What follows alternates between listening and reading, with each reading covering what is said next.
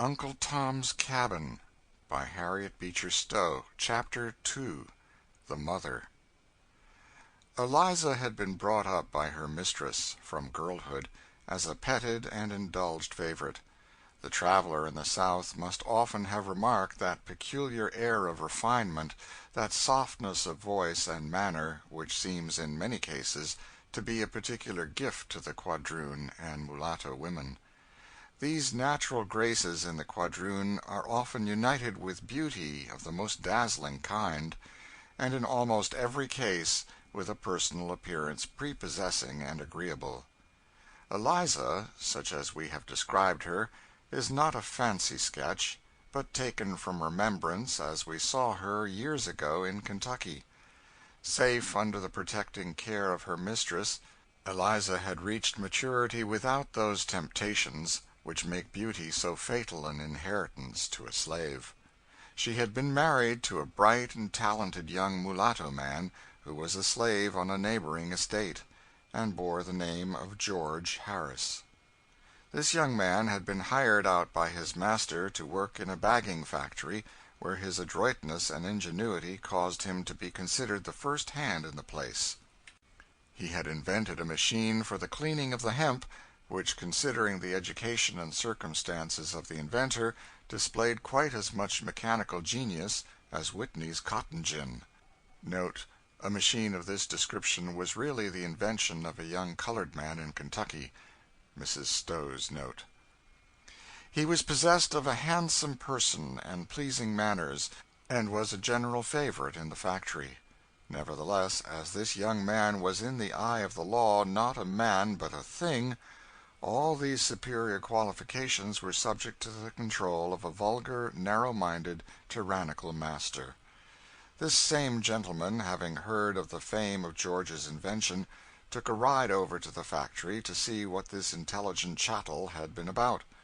He was received with great enthusiasm by the employer, who congratulated him on possessing so valuable a slave. He was waited upon over the factory, shown the machinery by George, who, in high spirits, talked so fluently, held himself so erect, looked so handsome and manly, that his master began to feel an uneasy consciousness of inferiority. What business had this slave to be marching round the country, inventing machines, and holding up his head among gentlemen? He'd soon put a stop to it. He'd take him back and put him to hoeing and digging, and see if he'd step about so smart. Accordingly, the manufacturer and all hands concerned were astounded when he suddenly demanded George's wages and announced his intention of taking him home. "But, Mr. Harris," remonstrated the manufacturer, "isn't this rather sudden? What if it is? Isn't the man mine?" "We would be willing, sir, to increase the rate of compensation." "No object at all, sir. I don't need to hire any of my hands out, unless I've a mind to." "But, sir, he seems peculiarly adapted to this business." "Dare say he may be. Never was much adapted to anything that I set him about, I'll be bound." "But only think of his inventing this machine," interposed one of the workmen, rather unluckily. "Oh, yes, a machine for saving work, is it? He'd invent that, I'll be bound. Let a nigger alone for that any time. They are all labor-saving machines themselves, every one of them. No, he shall tramp." George had stood like one transfixed at hearing his doom thus suddenly pronounced by a power that he knew was irresistible. He folded his arms, tightly pressed in his lips, but a whole volcano of bitter feelings burned in his bosom and sent streams of fire through his veins. He breathed short, and his large dark eyes flashed like live coals, and he might have broken out into some dangerous ebullition had not the kindly manufacturer touched him on the arm and said in a low tone, "Give way, George. Go with him for the present. We'll try to help you yet." The tyrant observed the whisper, and conjectured its import, though he could not hear what was said, and he inwardly strengthened himself in his determination to keep the power he possessed over his victim. George was taken home and put to the meanest drudgery of the farm. He had been able to repress every disrespectful word, but the flashing eye, the gloomy and troubled brow, were part of a natural language that could not be repressed. indubitable signs which showed too plainly that the man could not become a thing. It was during the happy period of his employment in the factory that George had seen and married his wife. During that period, being much trusted and favored by his employer, he had free liberty to come and go at discretion. The marriage was highly approved of by Mrs. Shelby, who, with a little womanly complacency in matchmaking, felt pleased to unite her handsome favorite with one of her own class who seemed in every way suited to her. And so they were married in her mistress's great parlor, and her mistress herself adorned the bride's beautiful hair with orange blossoms, and threw over it the bridal veil, which certainly could scarce have rested on a fairer head.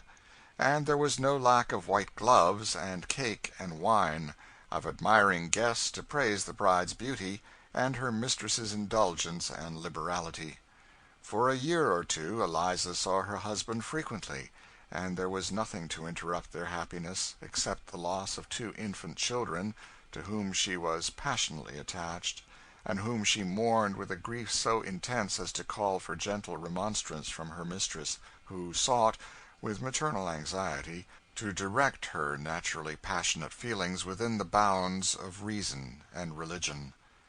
After the birth of little Harry, however, she had gradually become tranquilized and settled, and every bleeding tie and throbbing nerve, once more entwined with that little life, seemed to become sound and healthful, and Eliza was a happy woman up to the time that her husband was rudely torn from his kind employer and brought under the iron sway of his legal owner.